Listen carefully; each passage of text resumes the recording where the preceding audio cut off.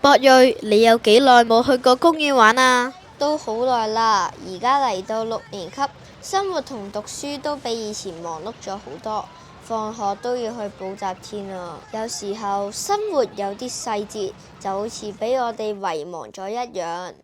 講起遺忘，你有冇聽過非遺呢兩個字啊？梗係有啦，咁啱我哋呢次要拍攝有關非遺嘅影片，不如就講關於食啦。正所謂民以食為天啊嘛。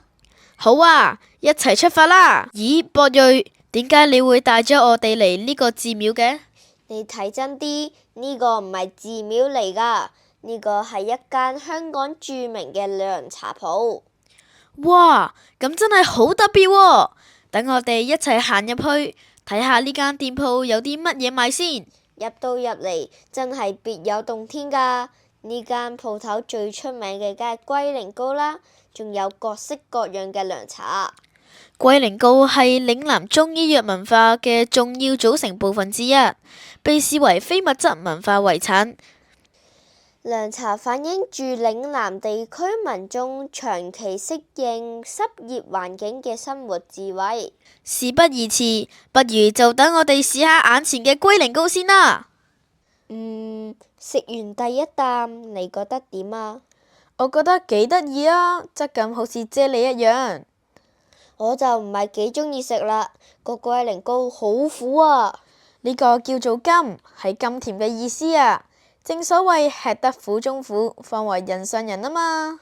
等我試下加個糖漿先，聽講加咗會變得好食啲㗎。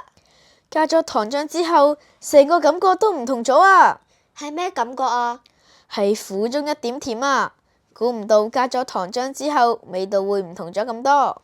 都係喎，時代唔再同，龜苓膏都隨咗時代而加上可口嘅糖漿，與時並進。我覺得我之後都會再食龜苓膏，保健養生一下啊嘛。博瑞，你帶咗我去邊度啊？你睇下前面呢間雲吞麵鋪已經有80年嘅歷史啦，絕對見證住香港嘅發展。能夠響佐敦呢條著名嘅食街屹立不倒，相信呢間餐廳嘅食物一定好好食啦。係啊，呢間餐廳唔單止極受食客歡迎，更加連續7年獲得米芝蓮必比登推介。哇！咁我哋快啲入去啦。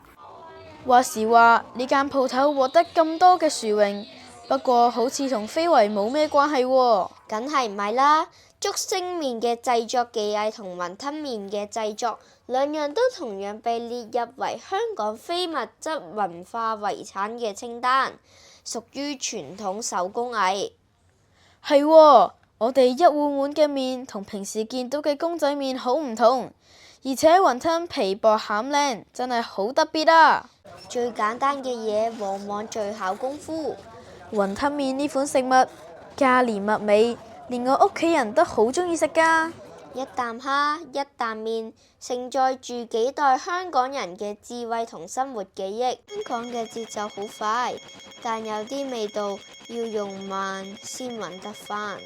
生活裏面從來不缺回憶，缺乏嘅只係我哋欣賞嘅眼睛。非遺聽起上嚟好遠，我哋非但沒有遺忘，更加希望透過今次嘅影片，將非遺傳承落去。下次再見。